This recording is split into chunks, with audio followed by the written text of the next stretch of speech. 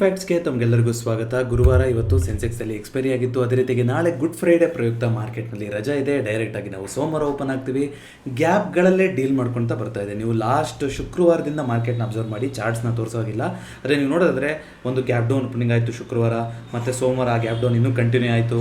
ಮಂಗಳವಾರ ರಜೆ ಇತ್ತು, ಬುಧವಾರ ಗ್ಯಾಪ್ ಅಪ್ ಓಪನಿಂಗ್ ಆದ್ವಿ, ಮತ್ತು ಇವಾಗ ಗುರುವಾರ ಇವತ್ತು ಗ್ಯಾಪ್ ಡೌನ್ ಓಪನಿಂಗ್ ಆದ್ವಿ. ಈ ರೀತಿಯಾಗಿ ನಡೀತಾ ಇದೆ ಮಾರ್ಕೆಟ್. ಬರೀ ಗ್ಯಾಪ್ಗಳಲ್ಲೇ ಮೂವ್ಮೆಂಟ್ ಕೊಡ್ತಾ ಇದೆ.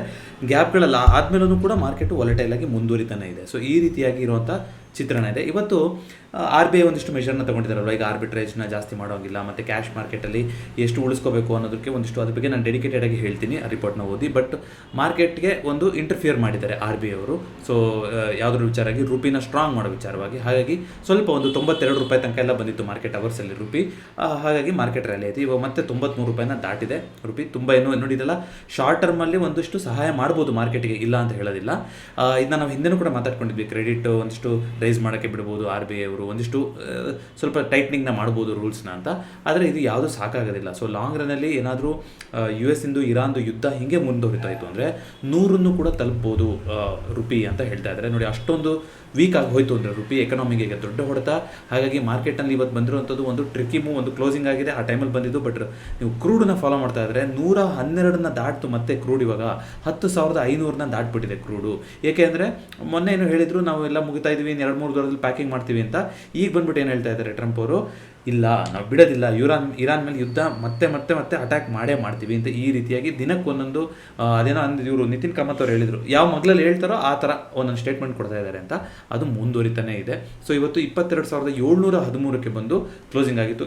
33 ಪಾಯಿಂಟ್ ಹೆಚ್ಚು ಕಮ್ಮಿ ನೆನ್ನೆಗೆ ಇವತ್ತು ಕಂಪೇರ್ ಮಾಡಿದ್ರೆ. ಅದು ಇವತ್ತು ಓಪನ್ ಎಲ್ಲ ಆದ್ವಿ. 22,200 ಕೂಡ ನಾವು ಒಂದ್ಸಲ ಬೀಟ್ ಮಾಡಿ ಕೆಳಗಡೆ ಹೋಗಿದ್ವಿ. ಅಂದರೆ ಹೊಸ ಲೋನ ಮಾಡ್ತು ಮಾರ್ಕೆಟು. ಅಲ್ಲಿಂದ 500 ಪಾಯಿಂಟ್ಸ್ಗಳ ಜಂಪ್ ಬಂದಿದೆ. ಬಟ್ ಇದು ಟ್ರಿಕ್ಕಿ ಕೂಡ ಆಗಿರ್ಬೋದು. ನೋಡೋಣ ಪೊಸಿಷನ್ ರಿಟೇಲರ್ ಯಾವ ರೀತಿ ಉಳಿಸ್ಕೊಂಡಿದ್ದಾರೆ, ಅಪ್ಡೇಟ್ ಆಗಿದ್ರೆ ಅದನ್ನ ತೋರಿಸ್ತೀನಿ. FIಗಳು ನೆನ್ನೆ ಸೆಲ್ ಮಾಡಿದ್ರು, ಇವತ್ತು ಕೂಡ FIಗಳು ಸೆಲ್ಲೇ ಮಾಡಿರ್ತಾರೆ. ಯಾಕಂದರೆ ಅದು ಅವ್ರದ್ದು ರೊಟೀನ್ ಆಗಿಬಿಟ್ಟಿದೆ. ಅದು ದುಡ್ಡನ್ನು ತಗೊಂಡು ಹೋಗ್ತಾನೆ ಇದ್ದಾರೆ ಅವರು. ಸೊ ಬೇರೆ ಅಂತ ನೋಡ್ತಾ ಬರ್ತಾರೆ, ಮಿಡ್ ಕ್ಯಾಪ್ ಇವತ್ತು ಕ್ಲೋಸಿಂಗಲ್ಲೂ ಕೂಡ ಅದು ಪಾಸಿಟಿವ್ ಆಗಿ ಕ್ಲೋಸಿಂಗ್ ಆಗೋಕ್ಕಾಗಿಲ್ಲ. ಬಾಕಿ ಅಂತ ಎಲ್ಲರೂ ಕೂಡ ಪರವಾಗಿರಲಿಲ್ಲ. ಇಂಡಿಯಾ ವಿಕ್ಸು ಮತ್ತೆ 2% ಜಾಸ್ತಿಯಾಗಿ ಇವತ್ತು 25ಕ್ಕೆ ಬಂದು ಕೂತಿದೆ. ಗೋಲ್ಡು ಸಿಲ್ವರಲ್ಲಿ ಶಾರ್ಪ್ ಕರೆಕ್ಷನ್ ಶುರುವಾಗಿದೆ ಮತ್ತೆ.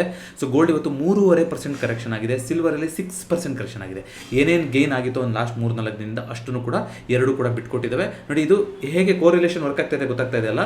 ಸೊ ಕ್ರೂಡ್ ಮೇಲ್ಗಡೆ ಹೋಗ್ತಾ ಇದೆ ಅಂತಂದರೆ ಗೋಲ್ಡ್ ಸಿಲ್ವರು ಕೆಳಗಡೆ ಬೀಳ್ತಾ ಇದೆ. ಅಫ್ಕೋರ್ಸ್ ನಮ್ಮ ಇಂಡಿಯನ್ ಅಥವಾ ಈಕ್ವಿಟಿ ಮಾರ್ಕೆಟ್ ಕೂಡ ಅದಕ್ಕೆ ರಿಯಾಕ್ಟ್ ಆಗಬೇಕು. ಇವತ್ತು ನಾವು ತಪ್ಪಿಸ್ಕೊಂಡಿದ್ದೀವಿ. ಯಾಕಂದರೆ ನಮ್ಮ ಸೆಕೆಂಡ್ ಹಾಫಲ್ಲಿ ಕ್ರೂಡ್ ಜಾಸ್ತಿ ಆಗ್ತಾ ಹೋಯಿತು, ಅಷ್ಟೊತ್ತಿಗೆ ಮಾರ್ಕೆಟ್ ಇದನ್ನು ನೋಡ್ತಾ ಇತ್ತು. ಸೊ ಇದನ್ನು ಉಳಿಸ್ಕೊಂಡಿದ್ದಾರೆ. ಬೇಕು ಅಂತಲೇ ಈ ಥರ ಮ್ಯಾನಿಪುಲೇಷನ್ ಆಗಿರುತ್ತೆ. ಯಾಕಂದರೆ ನಾಳೆ ರಜಾ, ಪೊಸಿಷನ್ಗಳನ್ನ ಕ್ಲೋಸ್ ಮಾಡೋಕ್ಕಾಗೋದಿಲ್ಲ. ಮೇಲೆ ಹೋಗ್ತಾ ಇದೆ ಅಂತಂದರೆ ಕೊನೆ ಟೈಮಲ್ಲಿ ಎಲ್ಲರೂ ರಿಟೇಲರ್ಸ್ ಏನು ಮಾಡಿರ್ತಾರೆ, ಮಾರ್ಕೆಟ್ ಬುಲ್ಲಿಶ್ ಆಗಿದೆ ಅಂತ ಬುಲ್ಲಿಶ್ ಸೆಂಟಿಮೆಂಟ್ ನೋಡಿ ಹೋಗ್ತಾರೆ. ಸೋಮವಾರ ತಿರ್ಗಾ ಒಂದು ಗ್ಯಾಪ್ ಡೌನ್. ಇದೇನು ಹೊಸದಲ್ಲ ನಮ್ಮ ಇಂಡಿಯನ್ ಮಾರ್ಕೆಟಲ್ಲಿ.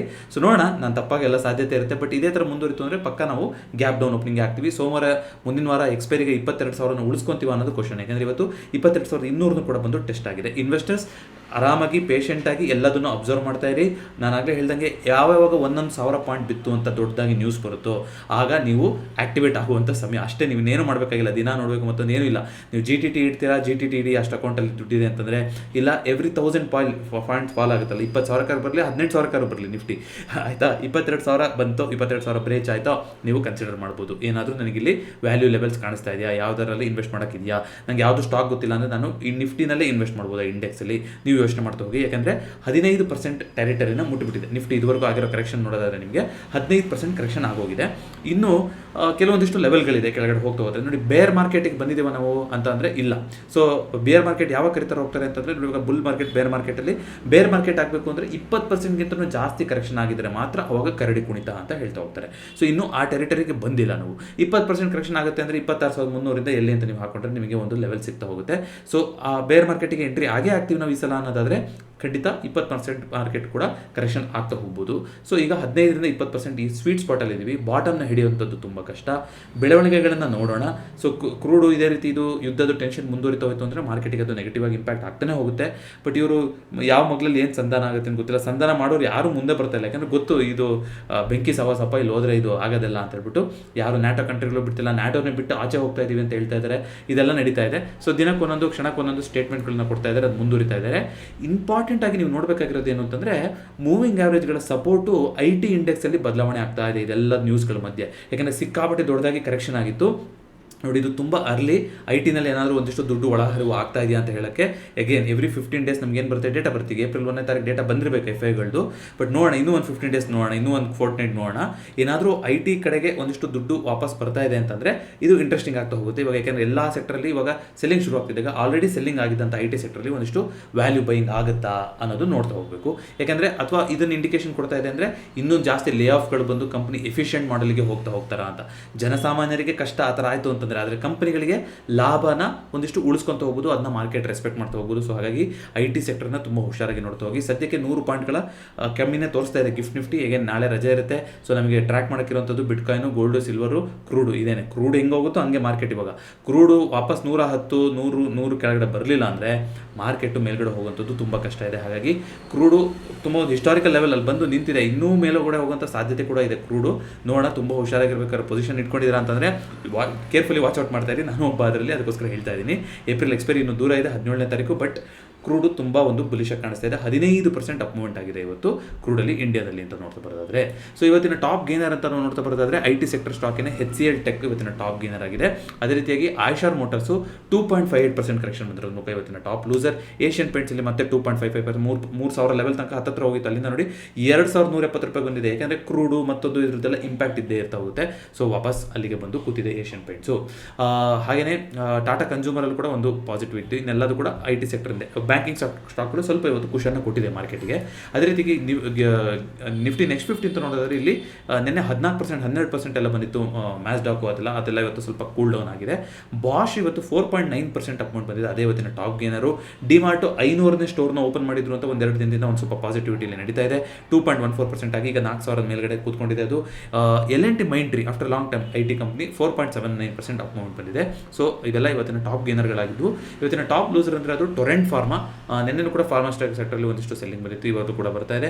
ಸೊ 3.02% ಸೆಲ್ಲಿಂಗ್ ಬಂದಿದೆ. ಪಿಡಿಲೈಟಲ್ಲಿ 2.56% ಸೆಲ್ಲಿಂಗ್ ಬಂದಿದೆ. ಇದು ಹಿಂದೂಸ್ತಾನ್ ಜಿಂಕು ಸಿಲ್ವರ್ ಬಿದ್ದರೆ ಅದು ಕೂಡ ಬೀಳ್ತಾ ಇರುತ್ತೆ. ಇದೆಲ್ಲ ಇವತ್ತಿನ ಟಾಪ್ ಲೂಸರ್ಗಳಾಗಿತ್ತು. ಮ್ಯಾಸ್ಡಾಕಲ್ಲೂ ಕೂಡ ಸೇರ್ಕೊಂಡಾಗೆ, ಮುತ್ತೂಟ್ ಫೈನಾನ್ಸ್ ಎಲ್ಲ ಸೇರಿದಾಗೆ. ಸೊ ಓವರ್ ಆಲ್ ನೋಡ್ಕೊಂಬರೋಣ ಇವತ್ತು ಯಾವ ರೀತಿಯಾಗಿತ್ತು ಹೀಟ್ ಮ್ಯಾಪ್ ಅಂತ. 50-50 ಇದೆ ನಿಫ್ಟಿನಲ್ಲಿ. ಆ್ಯಕ್ಚುಲಿ ಡಿಕ್ಲೈನೇ ಜಾಸ್ತಿ ಇತ್ತು 29. ಇವತ್ತು ಮಾರ್ಕೆಟ್ ಪಾಸಿಟಿವ್ ಆಗಿ ಕ್ಲೋಸಿಂಗ್ ಆಗಿದ್ರು ಕೂಡ ಸುಮಾರು ಸ್ಟಾಕ್ಗಳು ನಿಫ್ಟಿನಲ್ಲಿ ರೆಡ್ಡಲ್ಲಿ ಕ್ಲೋಸಿಂಗ್ ಆಗಿದೆ ಇವತ್ತು.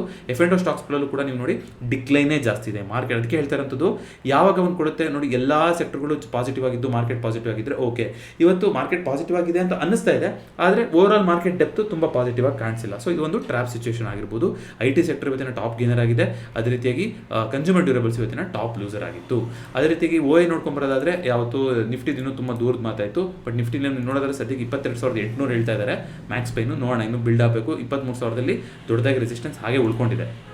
ಸೊ ಸೆನ್ಸೆಕ್ಸ್ ಇಂದ ನೋಡ್ಕೊಂಬರೋದಾದ್ರೆ ನೋಡಿ ಎಷ್ಟು ದೊಡ್ಡ ರೆಸಿಸ್ಟೆನ್ಸ್ಗಳಿದೆ. ಸೊ 72,900 ಸ್ಪಾಟ್ ನೋಡಿ 73,315ರಲ್ಲಿ ಕ್ಲೋಸಿಂಗ್ ಮಾಡಿದ್ದಾರೆ. ಅದಕ್ಕೆ ಹೇಳ್ತಾ ಇರೋಂಥದ್ದು ಯಾವ ರೀತಿಯಾಗಿ ಮ್ಯಾನಿಪುಲೇಷನ್ ಆಗಿರ್ಬೋದು ಅಂತ ನೋಡಿ. 3.5 ಕ್ಲೋಸ್ ಆದಾಗ 73,315ರಲ್ಲಿ ಕ್ಲೋಸಿಂಗ್ ಆಗಿದೆ, ಆಯಿತಾ. ಆದರೆ OI ನೋಡಿ ಇಲ್ಲಿ 73,000 ಕೂಡ ಮ್ಯಾಚ್ ಮಾಡೋಕ್ಕಾಗಿಲ್ಲ. ಅಂದರೆ ಅರ್ಥ ಏನು, ಇದು ಪಕ್ಕ ಒಂದು ಗ್ಯಾಪ್ ಡೌನ್ ಸಿಚುವೇಷನ್ನೇ ತೋರಿಸ್ತಾ ಇದೆ ಇದು ಸೋಮವಾರಕ್ಕೆ. ನೋಡಿ ಈ ಥರ ಮ್ಯಾನಿಪುಲೇಷನ್ಗಳು ಆಗ್ತಾ ಹೋಗುತ್ತೆ. ನೋಡಿ ಹೆಂಗೆ ಮಾಡ್ಬೋದು ಅಂತ ನೀವು ಕೇಳ್ತಾ ಹೋಗ್ಬೋದು, ಈ ಥರ ಇದೆಯಲ್ಲ ಅಂತ ನೋಡಿ. ಓವರ್ ಆಲ್ OI ಪೊಸಿಷನ್ನ ನೆಗೆಟಿವ್ ಆಗಿ ಇಟ್ಕೊಂಡಿದ್ದಾರೆ. ಬಟ್ ಯಾವುದರಲ್ಲಿ 1 ಪಾಯಿಂಟ್ ಜಾಸ್ತಿ ಆದ್ರೂ ಕೂಡ ಮಾರ್ಕೆಟ್ ತುಂಬ ಜಾಸ್ತಿ ಚೇಂಜ್ ಆಗುತ್ತೋ ಅನ್ನೋದಿದೆಯೋ ಅದರಲ್ಲಿ ಇವತ್ತು ಒಂದಿಷ್ಟು ಬೈಯಿಂಗ್ನ ಮಾಡಿ ಟೆಂಪ್ರರಿಯಾಗಿ ಮಾರ್ಕೆಟ್ನ ರ್ಯಾಲಿ ಮಾಡಿಸ್ಬೋದು. ಅದನ್ನ OI ಹೇಳ್ತಾ ಇದೆ. ತುಂಬ ವೆರಿ ರೇರ್ ಡೇಸ್ ನಿಮ್ಗೆ ಈ ಥರ ಸಿಗೋವಂಥದ್ದು. ಹೇಗೆ ಮಾರ್ಕೆಟ್ ಮೂವ್ ಆಗ್ತಾ ಇರುತ್ತೋ ಹಾಗೇ ಇರ್ತಾ ಹೋಗುತ್ತೆ. ಬಟ್ ಇನ್ನೊಂದು ನಾನು ತಪ್ಪಾಗಿ ಹೇಳ್ತಾ ಇದ್ದೀನಿ ಇದರಲ್ಲಿ ಎಲ್ಲದು ಅನ್ನೋದು. ಯಾಕೆ ಅಂತಂದರೆ ಇದು ಈ ಡೇಟಾ ಈಗ ನೋಡೋಕ್ಕೆ ಬರೋದಿಲ್ಲ, ಯಾಕಂದರೆ ಇದು ಎಕ್ಸ್ಪೈರಿ ಮುಗಿದೋಗ್ಬಿಟ್ಟಿದೆ, ಸೆನ್ಸೆಕ್ಸ್ ಎಕ್ಸ್ಪೈರಿ. ಸೊ ಸೆನ್ಸೆಕ್ಸ್ ಎಕ್ಸ್ಪೈರಿನಲ್ಲಿ ನೋಡಿ ಮ್ಯಾಕ್ಸ್ ಪೈನು 72,900 73,300 ಇಷ್ಟೊಂದು ದೊಡ್ಡ OI ಇದ್ರೂ ಕೂಡ ಅದ್ರ ಮೇಲೆಗಡೆ ಬಂದು ಕ್ಲೋಸಿಂಗ್ ಆಗಿದೆ. ಇದು ಯಾವ ರೀತಿ ಅನ್ನೋದು ಕೂಡ ಇವಾಗ ಇಂಟ್ರೆಸ್ಟಿಂಗ್ ಆಗ್ತಾ ಹೋಯ್ತು. ಹೇಗೆ 73,300 ಮೇಲ್ಗಡೆ ಬಂದು ಕ್ಲೋಸಿಂಗ್ 73,300 ಹತ್ರ ಬಂದು ಸ್ಪಾಟಲ್ಲಿ ಕ್ಲೋಸಿಂಗ್ ಆಯಿತು ಅಂತ ಒಂದು ನಿಮಿಷ ನಾನು ಕನ್ಫರ್ಮೇಷನ್ ತೊಗೊಂಡ್ಬಿಡ್ತೀನಿ. ಇದರಲ್ಲೂ ಕೂಡ ಅದೇ ರೀತಿ ಇದೆಯಾ ಅಂತ. 73,300ರಲ್ಲಿ ಕ್ಲೋಸಿಂಗ್ ಆಗಿರೋದು ನಿಜ. ಹಾಗಾದರೆ ನಾವು OIನ ರೀಚೆಕ್ ಮಾಡಬೇಕು ನೋಡಿ. ಯಾಕಂದರೆ OIದು ಎಕ್ಸ್ಪೈರಿ ಆದಮೇಲೆ OI ನೋಡೋದು ಅದು ಪ್ರಯೋಜನ ಇರೋದಿಲ್ಲ. ಬಟ್ ಇದು ನಿಜವಾಗ್ಲೂ OI ಇದೇ ರೀತಿ ಇತ್ತಾ ನೋಡಿ. ಇಷ್ಟೆಲ್ಲ 73,000ದಲ್ಲಿ 73,100, 200 ಇಲ್ಲೆಲ್ಲ ರೆಸಿಸ್ಟೆನ್ಸ್ ಇದ್ರೂ ಕೂಡ 73,300ರಲ್ಲಿ ಬಂದು ಕ್ಲೋಸಿಂಗ್ ಆಗಿದೆ ಅಂದರೆ ತುಂಬ ಆಶ್ಚರ್ಯಕರ ಅಂತ ಅನ್ಸುತ್ತೆ. ಇದನ್ನ ನಾನು ರೀಚೆಕ್ ಮಾಡಿಬಿಟ್ಟು ನಾನು ಪಿನ್ ಕಾಮೆಂಟಲ್ಲಿ ಹಾಕಿರ್ತೀನಿ. ನಿಜವಾಗ್ಲೂ OI ಇದೇ ರೀತಿ ಕ್ಲೋಸಿಂಗ್ ಆಗಿತ್ತಾ ಇವತ್ತು ಏನು ಕತೆ ಅಂತ. ಸೊ ಆಗಿತ್ತು ಅಂತಂದರೆ ಖಂಡಿತವಾಗ್ಲೂ ಇವತ್ತಿನ ಎಕ್ಸ್ಪೈರಿ ಯಾರಾದರೂ ಟ್ರೇಡ್ ಮಾಡಿದ್ರಿಂದ ನೀವು ತಿಳಿಸಿ. ನಿಮಗೆ ಒಂದು ಹೇಳ್ತಾ ಇದೆ, ಬಟ್ ಮಾರ್ಕೆಟ್ ಇನ್ನೊಂದು ಕಡೆ ಬಂದು ಕ್ಲೋಸಿಂಗ್ ಆಗಿದೆ. ನಿಮ್ಗೆ ಹೇಗಿತ್ತು ಇವತ್ತು ಎಕ್ಸ್ಪೀರಿಯನ್ಸ್ ಅಂತ. ನಾನು ಸೆನ್ಸೆಕ್ಸಲ್ಲಿ 90% ಡೇಸ್ ನಾನು ಸೆನ್ಸೆಕ್ಸ್ ಎಕ್ಸ್ಪೈರಿನಲ್ಲಿ ಭಾಗವಹಿಸೋದಿಲ್ಲ. ಇವತ್ತು ಕೂಡ ಭಾಗವಹಿಸಿರಲಿಲ್ಲ. ಪೊಸಿಷನ್ ನಿಫ್ಟಿನಲ್ಲೇ ಇತ್ತು. ಬಟ್ ಯಾರಾದರೂ ಸೆನ್ಸೆಕ್ಸಲ್ಲಿ ಪಾರ್ಟಿಸಿಪೇಟ್ ಮಾಡಿದ್ರಿ ಅಂದರೆ ದಯವಿಟ್ಟು ಹೇಳಿ. ಯಾಕಂದರೆ ಇನ್ನೇನಿಲ್ಲ, ವೀಕ್ಲಿ ಎಕ್ಸ್ಪೈರಿ ಅಂತ ಬಂದಾದಮೇಲೆ Bank Nifty, Fin Nifty, mid cap ನಿಫ್ಟಿನ ಬಿಟ್ಟಾಯಿತು, ನಿಫ್ಟಿಗೆ ಶಿಫ್ಟ್ ಆಗಾಯಿತು. ಈಗ ನಿಫ್ಟಿ ವಾರ ಎಕ್ಸ್ಪೈರಿ ಇರುತ್ತಲ್ಲ, ಮತ್ತೆ ಸೆನ್ಸೆಕ್ಸ್ದು ಇನ್ನೊಂದು ಎಕ್ಸ್ಪೈರಿ ಅಂತ ನಾನು ಟ್ರ್ಯಾಕ್ ಮಾಡೋಕ್ಕೆ ಹೋಗ್ತಾ ಇಲ್ಲ. ಹಾಗಾಗಿ ಸೊ ನಿಫ್ಟಿನಲ್ಲೇ ಇರ್ತೀನಿ. ಸೊ ವಾಲ್ಯೂಮು ಕೂಡ ನಿಫ್ಟಿ ಕಂಪೇರ್ ಮಾಡಿದ್ರೆ ಸ್ವಲ್ಪ ಕಮ್ಮಿ ಇರುತ್ತೆ, ಬಟ್ ಕನ್ಸಿಡರಬಲಿ ಗುಡ್ ವ್ಯಾಲ್ಯೂಮೇ ಇದೆ ಸೆನ್ಸೆಕ್ಸಲ್ಲಿ. ಅದೇ ರೀತಿಯಾಗಿ ಇನ್ನೇನು FI ಡೇಟಾ ನೋಡೋದಾದರೆ ಇವತ್ತು FIಗಳು 9,900 ಕೋಟಿನ ಸೆಲ್ ಮಾಡಿದ್ದಾರೆ. DIಗಳು ಇವತ್ತು 7,000 ಕೋಟಿನ ಬೈ ಮಾಡಿದ್ದಾರೆ. ನೋಡಿ, ಮ್ಯಾಚ್ ಮಾಡೋಕ್ಕಾಗಿಲ್ಲ, ಆದರೂ ಕೂಡ ಮೇಲ್ಗಡೆ ಹೋಗಿದೆ. ಯಾರು ತೊಗೊಂಡು ಹೋಗಿದ್ದಂಗಾದ್ರೆ ರಿಟೇಲರ್ಸಾ ನನಗೆ ಗೊತ್ತಿಲ್ಲ, ನೀವೇ ಉತ್ತರ ಕೊಡಬೇಕು. ಅದೇ ರೀತಿಯಾಗಿ ಏಪ್ರಿಲ್ 2ನೇ ತಾರೀಕಿನ ಅಪ್ಡೇಟ್ ಆಗಿಲ್ಲ. ಇದು ಅಪ್ಡೇಟ್ ಆಗಿದ್ರೆ ತುಂಬ ಚೆನ್ನಾಗಿರ್ತಿತ್ತು. ಮೋಸ್ಟ್ಲಿ ನನ್ನ ಪ್ರಕಾರ ಇದು ಇದೇ ರೀತಿ ಉಳಿಸ್ಕೊಂಡಿದ್ದಾರೆ. ಕ್ಲೈಂಟು ಬುಲಿಶ್ ಆಗೇ ಇದ್ದಾರೆ, FIಗಳು ಬೇರಿಶ್ ಆಗೇ ಇದ್ದಾರೆ. ನಾಳೆ ರಜಾ ಮಾರ್ಕೆಟಿಗೆ ಸೋಮವಾರ ಓಪನ್ ಆಗ್ತೀವಿ, ನೋಡೋಣ ಅಂತ ಏನಾಗುತ್ತೆ ಅಂತ. ಅದೇ ರೀತಿಯಾಗಿ IPOಗಳು ಅಂತ ನೋಡ್ತಾ ಬರ್ತಿದ್ರೆ ಅಪ್ಕಮಿಂಗ್ IPOಗಳು ಅವತ್ತು ತೋರಿಸಿದ್ದು ಅದೇ ಇದೆ. ಕರೆಂಟ್ಲಿ ಯಾವುದೂ IPO ನಡೀತಾ ಇಲ್ಲ. ಸೊ ಅದು ಬಿಟ್ಟರೆ FIದು ಡೇಟಾ ಕವರ್ ಮಾಡಿದ್ದಾಯಿತು. ಸೊ ಮಾರ್ಕೆಟು ಖಂಡಿತವಾಗ್ಲೂ ವಾಲಟೈಲ್ ಆಗಿದೆ. ಪೊಸಿಷನ್ಗಳನ್ನು ಆದಷ್ಟು ಕಮ್ಮಿ ಇಟ್ಕೊಳ್ಳೋದು ತುಂಬ ಸೂಕ್ತ. ಕ್ಯಾರಿ ಮಾಡ್ತಾ ಇದೆ ಅಂದರೆ ಹೆಡ್ಜ್ ಮಾಡೋಂಥದ್ದು ವೆರಿ ಇಂಪಾರ್ಟೆಂಟ್. ಈ ಟೈಮಲ್ಲಿ ಸ್ವಲ್ಪ ಪ್ರೊಟೆಕ್ಟಿವ್ ಮಾಡ್ಕೊಳ್ಳಿ, ಯಾಕಂದರೆ ಮಾರ್ಕೆಟ್ ಕೂಡ ಒಳ್ಳೆ ಡಿಸ್ಕೌಂಟಲ್ಲಿ ಸಿಗ್ತಾ ಇದೆ. ಸೊ ಕ್ಯಾಪಿಟಲ್ಗಳನ್ನು ಹೇಗೋ ಅಂದರೆ ಹಾಗೆ ಟ್ರೇಡ್ ಮಾಡಿ ಕಳ್ಕೊಳೋದಕ್ಕಿಂತ ಅದನ್ನ ಇನ್ವೆಸ್ಟ್ ಮಾಡ್ಬೋದಾ ಅಂತ ಯೋಚನೆ ಮಾಡ್ತಾ ಹೋಗೋಣಂತೆ. ಮತ್ತೆ ಹೇಳಿದ್ದೀನಿ, ನಮ್ಮ ಚಾನಲ್ನ ಈ ವರ್ಷದ ಮಿಷನ್ ಒಂದು ಗುರಿನ ಬೆನ್ನತ್ತಿ ಒಂದು ಇನ್ವೆಸ್ಟ್ಮೆಂಟ್ನ ಮಾಡುವಂಥದ್ದು. ಟ್ರೇಡು ಮತ್ತೊಂದು ಎಲ್ಲ ಕೂಡ ಮಾಡ್ಬೋದು, ಕಲಿಯೋಕ್ಕೆ ಅವಕಾಶಗಳು ಇದ್ದೇ ಇರುತ್ತೆ.